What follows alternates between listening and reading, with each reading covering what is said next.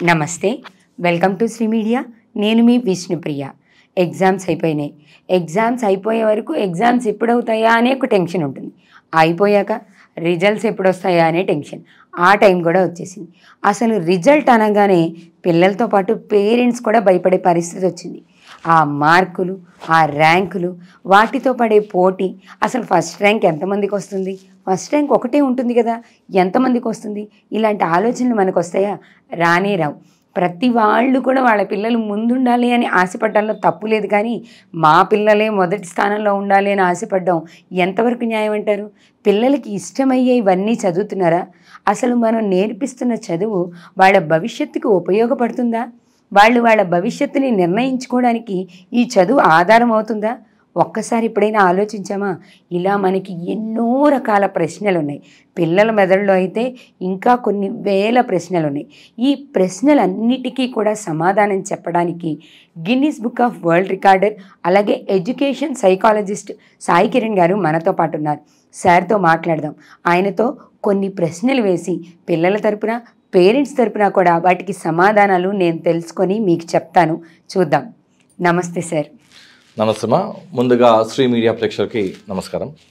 Thank you sir. అయితే present సొసైటీలో బాగా ఫేస్ చేస్తున్న ప్రాబ్లమ్స్లో ఎడ్యుకేషన్ ఇది ప్రాబ్లం అని ఎందుకు అన్నామంటే, అసలు కెరియర్ అంటే ఏంటి, కెరియర్ని ఎలా చూస్ చేసుకోవాలి, ఇది పిల్లలకి ఎంతవరకు తెలుసు అంటే క్వశ్చన్ మార్క్ అనే చెప్పచ్చు. పేరెంట్స్ ఫోర్స్ చేస్తే దాంట్లోకి వెళ్తున్నారా, వాళ్ళ ఇంట్రెస్ట్తో వెళ్తున్నారా అని అడిగితే 80% బై పేరెంట్స్ ఫోర్స్తోనే వెళ్తున్నామని చెప్తుంటారు. అసలు కెరియర్ గైడెన్స్ ఎలా తీసుకోవాలి సార్? మనం ఎప్పుడన్నా కొత్త ప్రదేశానికి వెళ్ళినప్పుడు అమ్మా, ఎగ్జాంపుల్ మీరు కొత్త ప్లేస్ బెంగళూరుకి వెళ్ళారు. ఫస్ట్ టైం మీరు బెంగళూరుకి వెళ్ళారు, స్టేషన్లో దిగారు. మీకు ఏమైనా తెలుసా అక్కడ ఏముందో? అయితే మీకు ఏం కావాలి? అక్కడ లోకల్ ఒక గైడ్ కావాలి మీకు, అవునా? సో అదేవిధంగా కెరియర్ అంతే. మనకు ముందెళ్తే ఏముందో మనకు తెలియదు, మన భవిష్యత్తు అంటే మనకు తెలియదు. తెలియనప్పుడు ఏం చేయాలంటే మనం ఒక కెరియర్ గైడెన్స్ కోచ్ ఒక సపోర్ట్ తీసుకోవాలి. అసలు కెరియర్ ఎలా ఉంటుంది, లైఫ్ ఎలా మనం చూస్ చేసుకోవాలి, లైఫ్లో ఎలాంటి కెరియర్స్ ఉంటాయి, ఎలాంటి కెరియర్స్ మనకి మ్యాచ్ అవుతాయి, ఇవన్నీ తెలుసుకోవాలంటే కంపల్సరీ కెరియర్ గైడెన్స్ అవసరం. బ్లైండ్గా మనము అలా వెళ్ళిపోయి ఏదో ఇచ్చిన కోర్సు తీసుకొని మనం కనుక వాటిని కనుక పర్సీవ్ చేస్తే జీవితంలో చాలా నష్టాలే. అంటే ఇప్పుడు అది ఏది కావాలి? ఇప్పుడు మీరు అన్నారు బ్లైండ్గా వెళ్ళకూడదు, ఒక గైడెన్స్ తీసుకొని వెళ్ళాలి అని. అసలు ఈ గైడెన్స్ అనే టాపిక్ వచ్చినప్పుడు పేరెంట్సే ఫస్ట్ గైడ్ చేస్తారు కదా. 90% వీళ్ళు చెప్తుంటారు. ఆఫ్టర్ 10th క్లాస్ తీసుకున్నాం సార్. ఇప్పుడు 10th క్లాస్ రిజల్ట్స్ కూడా తొందరలోనే రాబోతున్నాయి. 10th క్లాస్ అయిపోయిన వెంటనే పేరెంట్స్ అందరి చూపు కూడా ఫైనల్లీ బీటెక్ కంప్లీట్ చేయాలి, సాఫ్ట్వేర్ ఇంజనీర్ అవ్వాలి.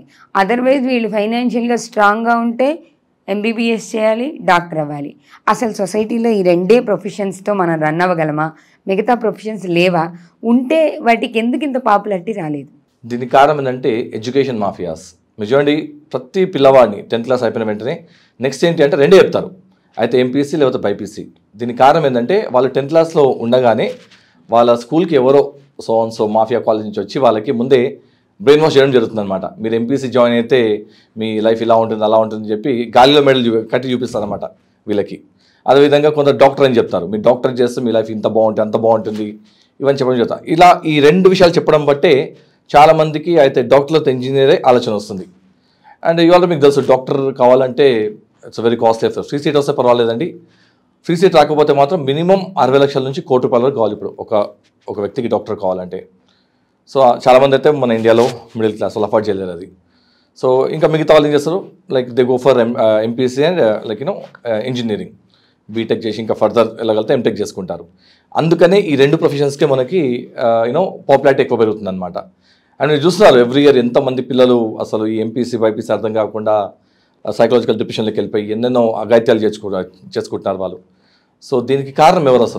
అసలు పేరెంట్స్ కూడా తెలియకుండా ఆ టీవీలో ఇప్పుడు ఇంకా స్టార్ట్, ఇంకా 10th క్లాస్ అవుతుంది కదా, ఎగ్జామ్స్ అవుతున్నాయి కదా, ఇంకా స్టార్ట్ అవుతుంది 1, 2, 3 అని చెప్పి ఆ యాడ్స్ చేయడము, గుడ్డిగా వాటిని నమ్మి ఆ పేరెంట్స్ వాళ్ళ పిల్లల్ని అంటారు కదా, గొర్రె కసమని నమ్ముతుందని చెప్పి ఒక సామెత ఉంది తెలుగులో. సో అదేవిధంగా మనం నమ్మి వాళ్ళ చేత మన పిల్లల్ని పెడతాము. అటు డబ్బు పోతుంది, పిల్లల టైం వేస్ట్ అవుతుంది, వాళ్ళకి కరెక్ట్ కెరియర్ మ్యాచ్ కాకుండా ఇంకా జీవితంలో వాళ్ళు చాలా కష్టాలు అనుభవిస్తుంటారు వాళ్ళు. అంటే సార్ ఇప్పుడు మీరు అంటున్నది ఎంపీసీ బైపీసీ తీసుకోవడం కరెక్ట్ కాదని అంటున్నారా?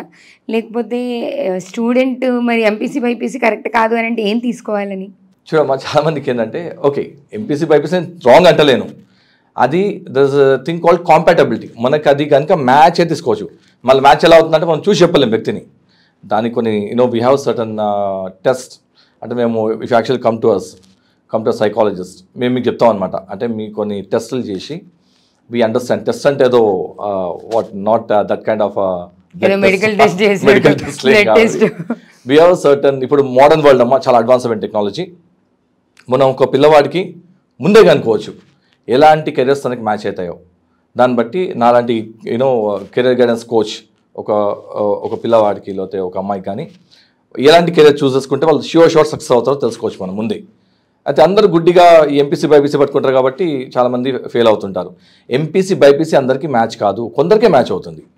అంటే ఇంక ఎంపీసీ బైపీసీ ఆర్ట్స్ ఉన్నాయి, కామర్స్ బ్యాక్గ్రౌండ్ ఉంది, డిప్లొమా కోర్సెస్ ఉన్నాయి, మనకి పారామెడికల్ కోర్సెస్ ఉన్నాయి, వి హ్యావ్ ఇంటర్మీడియట్లో వి హ్యావ్ వొకేషనల్ కోర్సెస్ ఉన్నాయి, ఇంకా ఎన్నో ఆప్షన్స్ ఉన్నాయి మనకి. కాకుంటే ఈ రెండు విషయాలే మనకి ఎంపీసీ బైపీసీ చూపించడం వల్ల పిల్లలు దాంట్లోకే వెళ్తున్నారు, లైఫ్ని నాశనం చేసుకుంటున్నారు. ఇవన్నీ కాకుండా ఇంకా చాలా అదర్ ఆప్షన్స్ కూడా ఉన్నాయి. అది మనం పేరెంట్స్కి తప్పకుండా చెప్పొచ్చు.